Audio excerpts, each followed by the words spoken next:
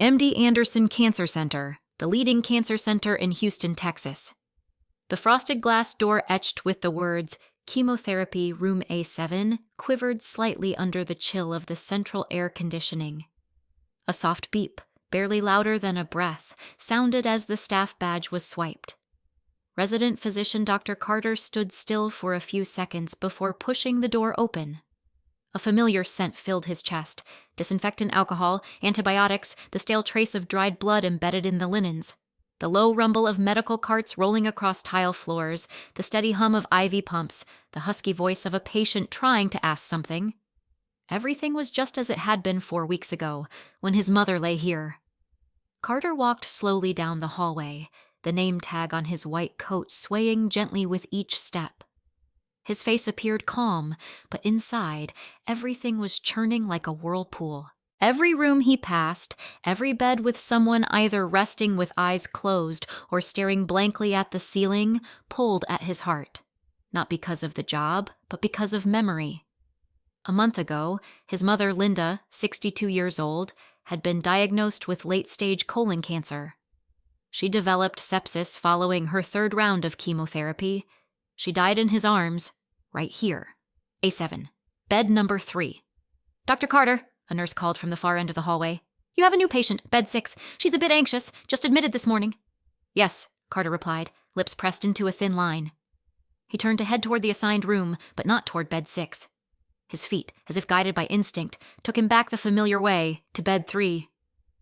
The bed was empty today. The white sheets were neatly folded, no imprint of a head, no sign that anyone had ever lain there. But to Carter, the image was still vivid. His mother's thinning hair from chemotherapy, her gaunt face, and her eyes still trying to smile when he walked in, like she didn't want him to worry. You're back, she had said once, her voice barely a whisper. I'm not nauseous today. Maybe because you're here. Carter remembered not replying, just squeezing her frail hand. His mind at the time was full of treatment protocols, survival rates, lab numbers. But in the end, none of it had been enough to keep her. It had been a month, and Carter still hadn't truly cried. The grief hadn't come out in tears. It had frozen inside him, solid and silent. Every night he sat alone in his small apartment, staring at the photo of his mother on the kitchen shelf, then turned out the light and went to bed as if tomorrow was just another shift. Today was his first day back in A7 after being temporarily rotated to the ICU. The department head thought the change might help Carter move on, but memories didn't live in a room. They lived in the heart, the chest, in every unsaid word. Carter lowered his gaze to the new patient's chart. Name: Maria Thompson, 58. History: colon cancer. Admitted for 1st round of chemotherapy. He scanned the vitals, then looked up at the patient curled up on the bed, her anxious eyes fixed on the window. She didn't look like his mother, but in the way she turned her face away when the nurse injected medication, in the subtle wince of pain, Carter saw someone familiar. Good afternoon, Mrs. Thompson, he said softly. I'm Dr. Carter. I'll be overseeing your treatment today. Hello, doctor, the woman replied with a slight nod, her voice trembling. I'm not sure I made the right choice coming here for treatment. I'm scared. Carter paused for a beat. He knew what he was supposed to say, the usual words of reassurance, the polished encouragements. But suddenly, his throat tightened. He didn't want to offer hollow comfort. I understand, he said finally gently. You can say whatever you need. I'll be here. Just that, simple and sincere. And Mrs. Thompson suddenly began to cry, not from pain, but from the relief of being heard. Carter lowered his head and scribbled a few notes in the chart. His hand trembled slightly, not from fear, but because, for the first time in weeks, he allowed his heart to open just a little. Even if just a little. That evening, Carter didn't go straight home after his shift. Instead, he climbed up to the hospital's rooftop, a small terrace that overlooked downtown Houston. The buildings shimmered with lights, and cars below wove endlessly through the streets. He stood there for a long time, hands resting on the cold railing. At one point, Carter asked himself quietly, what am I even doing? trying to move on, trying to get back to work, trying to forget. Was that really the right path? His mother had once told him the night before her final surgery. Carter, don't become a doctor just to conquer disease. Do it because you understand fear, you understand pain, and because you want someone out there not to suffer alone. He had forgotten that. In the past few weeks, he had locked himself in guilt, as if her death was proof of his failure. But maybe his mother had never needed him to save her. She just needed him to be there. And at that moment, for the first time in a month, Carter's eyes turned red. He didn't cry out loud, but a single tear slid down and soaked into the collar of his white coat. When he got home, Carter pulled his mother's old phone from the drawer.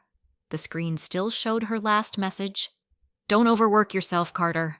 I'm proud of you." He read that message again and again, like a bedtime blessing. That night, he didn't dream of hospital beds or ventilator beeps. Instead, he saw his mother smiling, sitting on the wooden chair in her garden, holding a cup of peppermint tea, the wind rustling through the lavender she so loved. And for the first time, Carter slept through the night. Wednesday morning's shift began with laughter. Not from the hospital staff, but from bed number 4, where a new patient had just been admitted. "Don't tell me you're really the doctor here," came a gravelly male voice, raspy like a razor scraping paper, but somehow warm like a fire crackling in winter. As Carter entered the room, he saw him. An older white man, not frail like many cancer patients, with a full head of neatly combed silver hair and a sharp glint in his eye. At the head of the bed was a small tin box, cracked open to reveal perfectly round butter cookies, fragrant and golden.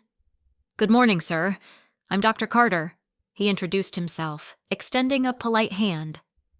"Henry?" the old man replied, gripping Carter's hand with an unexpectedly firm shake. "Carter. Carter. That name rings a bell.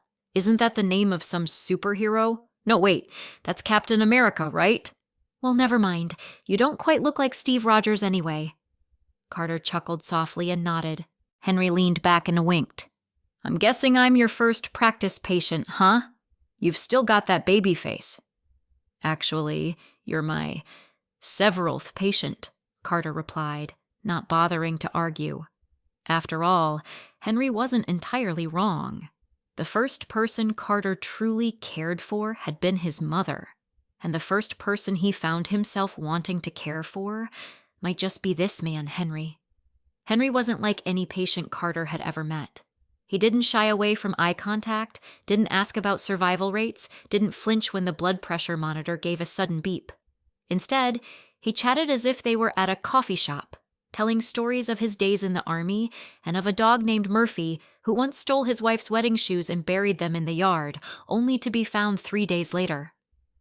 "You know," Henry leaned in, lowering his voice as if sharing a secret, "I'm only here because my family doctor twisted my arm. If it were up to me, I'd have gone home already. Hospitals are deathly boring. No Murphy." Carter chuckled. He didn't argue. He liked the way Henry spoke about his dog as if it were family. He liked how Henry's storytelling made the sterile hospital air feel a little less heavy, and there was something in Henry's eyes, something that reminded him of his mother. Not the look itself, but the calm. The way someone looked at you without fear, as if they'd already made peace with the world. That afternoon, Carter was present when Henry's PET CT results came back. He held the freshly printed sheets in his hands and flipped through the pages. Colon cancer with metastases to the liver and lungs, no longer operable. Prognosis, a few months to live. Carter read the report twice before folding it shut, his eyes drifting toward the glass window of the imaging room. Outside, the sun was still shining bright, but inside him, a storm was brewing, thick and black. He stood still for several minutes, the file still clutched in his hand. A strange, formless sadness welled up in his chest, not just because of the grim prognosis, but because he could already feel it. The quiet grief of losing someone again. This time, not his mother. This time, a stranger he'd only just met. But someone he wanted desperately to save. "I take it that's bad news," Henry said the moment Carter walked in. Carter looked up. I just got the scan results. Henry nodded knowingly. Liver and lungs, right? Carter paused, stunned. You knew? Son, I've been alive 60 years. I know my body, Henry replied with a faint smile, but this time there was no humor behind it. I've been short of breath climbing stairs. My back's been aching for weeks. I just didn't tell my boy. He'd worry too much. A stillness settled over the room. Carter slowly sank into the chair beside the bed, no longer a doctor in that moment, just a human being sitting with another. Do you want to keep pursuing treatment? He asked, a familiar question, but this time he genuinely didn't know what answer he hoped for. Henry shook his head. I've lived a full life. I don't want to spend my last days battling chemo, with my body breaking down so much I can't even open my eyes to see my son. Carter didn't argue, didn't persuade, didn't offer platitudes. He just sat there, quiet. Henry continued. You know, tomorrow I'm going to ask for a referral to the home hospice program. I want to have tea with Michael. I want to take Murphy to the park, even if it's in a wheelchair. I don't need more days. I just need the days I have left to mean something. At that moment, something inside Carter gave way. Not shattered, not collapsed. Just a thin sheet of ice melting slowly. He thought of his mother, of her last days. She had once said, I just need you to sit here. You don't have to say anything. Had he been too focused on curing illness, on fixing things that he forgot, sometimes presence itself is the strongest medicine? That night, Carter stayed later than usual at the hospital. As he passed the nurse's station, he saw a small tin of cookies, half empty, scribbled in black marker on the lid. From Henry. Help yourself. The head nurse caught his eye and smiled. Mr. Henry was the sunshine of the whole ward today. Had the staff laughing through lunch break with his stories? Carter nodded, his eyes lingering on the tin. Part of him felt warm.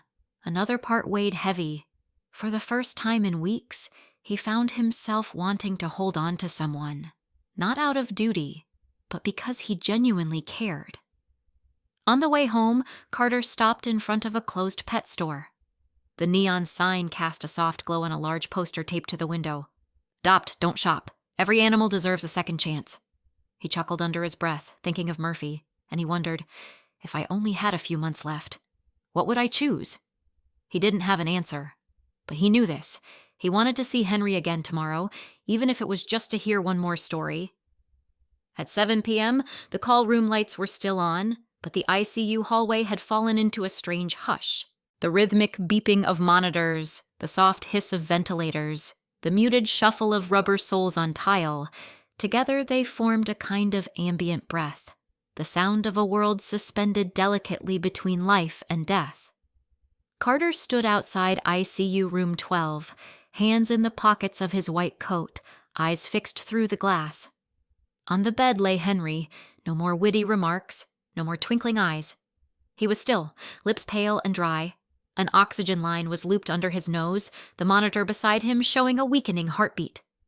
Carter had seen many patients like this before, but never Henry. Henry had been admitted to the ICU that afternoon due to sudden hypotension and signs of acute liver failure. The deterioration had happened so fast it left everyone bewildered, everyone except Henry. It's just my body keeping to its schedule, he had said, before being wheeled into the room. You know, at some point, everything stops, like a clock striking its last chime. Then he smiled, as if he were talking about an old motorbike, not his own life. Michael, Henry's son, sat on the waiting bench, running a hand through his disheveled hair. He looked to be around 30, tall and lean, wearing a worn-out hoodie and square-rimmed glasses. Carter approached slowly, sat beside him, and spoke gently. Hi, Michael. I'm Dr. Carter. I've been looking after your dad this past week. Michael turned toward him, eyes rimmed red, lips trembling. Is my dad going to be okay? Carter looked down at the floor for a moment before replying, voice low. We're doing everything we can to stabilize his blood pressure and support his organs, but several systems are beginning to fail. His condition is very serious. Michael gave a slight nod, his hands clutching the hem of his hoodie.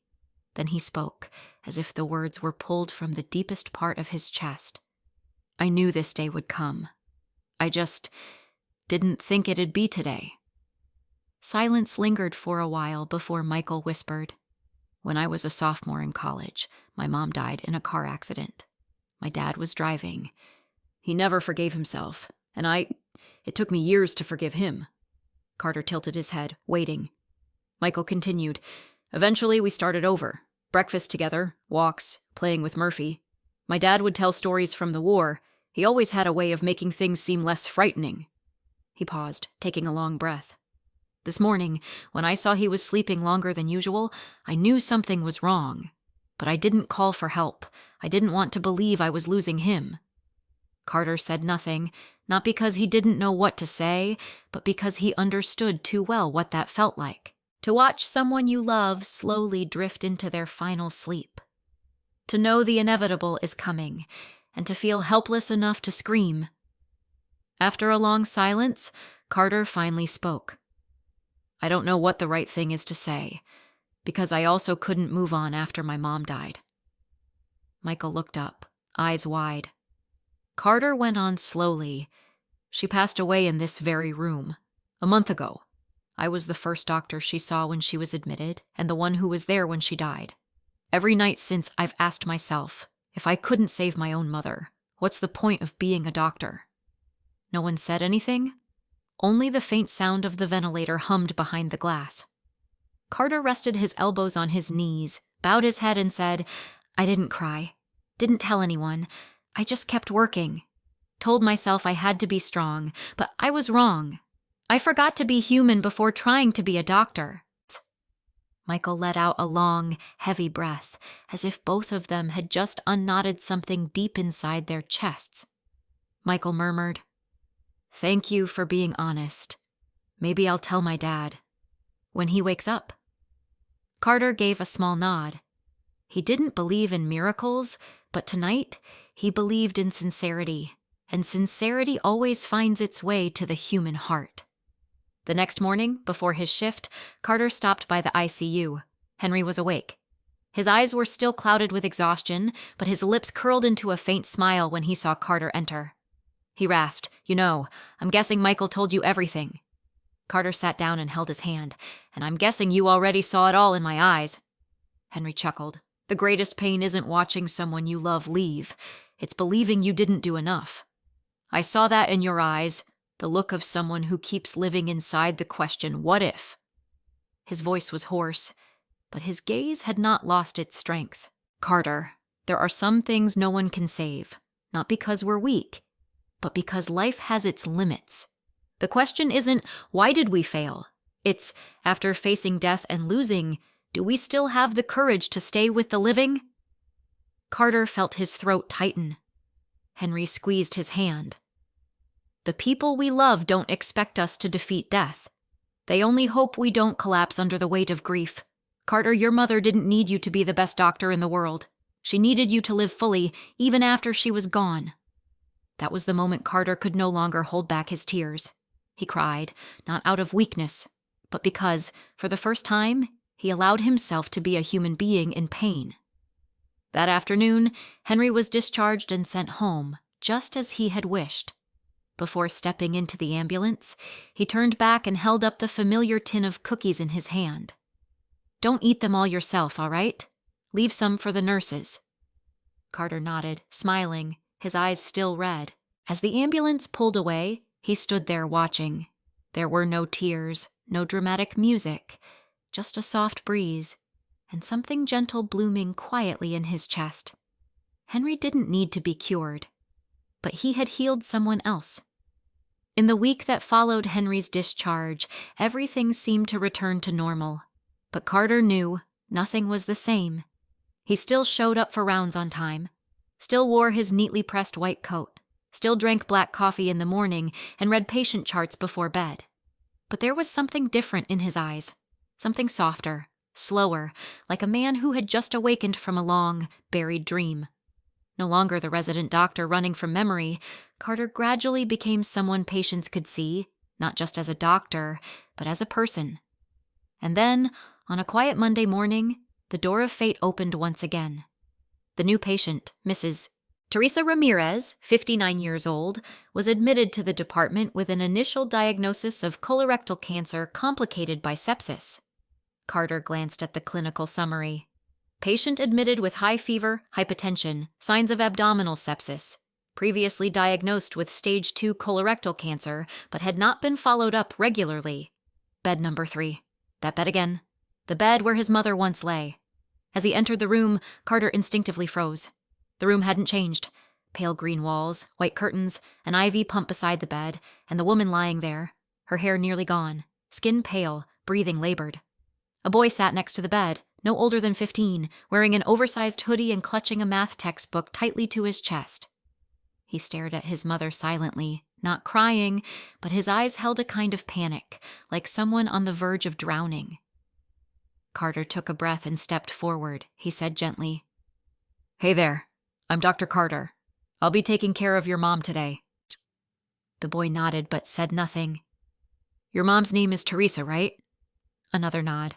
Carter looked at Mrs. Teresa, then gently turned to the boy. "Can I ask your name?" "David." "Hi, David. I know you're really scared. I'm here to help, okay?" David bit his lip, then suddenly asked, "Is my mom going to die?" That question hit Carter square in the chest like a pebble dropped into a still pond. It had been a long time since anyone had asked him something so directly, and he couldn't lie.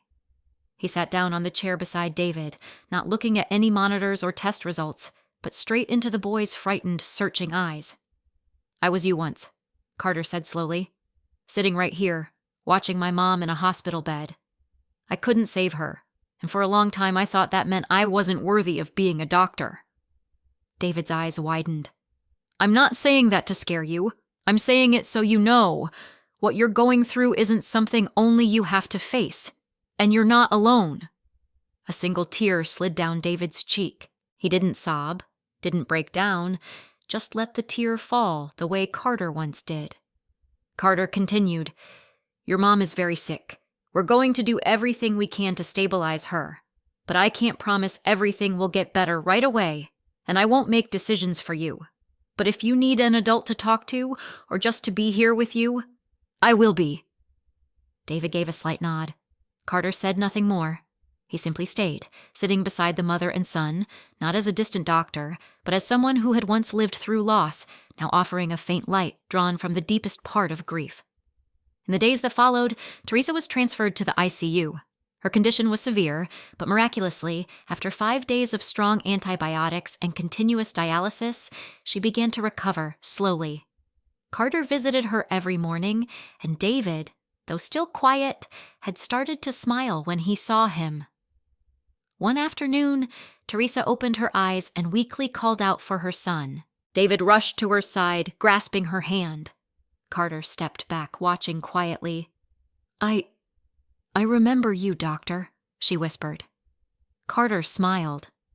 "Probably because I came to check your blood pressure so often," she said. "No, because you looked at my son like you knew exactly what he was afraid of." The words nearly brought Carter to tears. When Teresa was strong enough to hold a proper conversation, Carter came and sat with her. They didn't talk about medications, not about mortality. They talked about her son, about the chicken soup she hoped to cook again once discharged, about the garden she'd left untended all year because of her illness. She said softly, "Dr. Carter, I don't know what happened to you, but I can feel something, that you didn't come here just to save me." Carter lowered his head. He didn't need to answer. "You came here to forgive yourself, didn't you?" He nodded gently. "Then you've done it," she said. 1 week later, Teresa was discharged. David hugged his mother tightly in the hospital hallway. Carter stood nearby, not intruding, just quietly smiling. As Mrs. Teresa stepped into the car, she turned back and said, "Dr. Carter, if one day you have children, I hope they'll grow up with someone like you in their lives. Not because you're a doctor, but because you know how to love." That afternoon, Carter returned to room A7, bed number 3. The room was empty. He sat down on the edge of the bed, hand gently brushing over the white, clean sheet. He closed his eyes. In his mind, his mother was sitting beside him, silver-haired, wearing the green sweater he once gave her.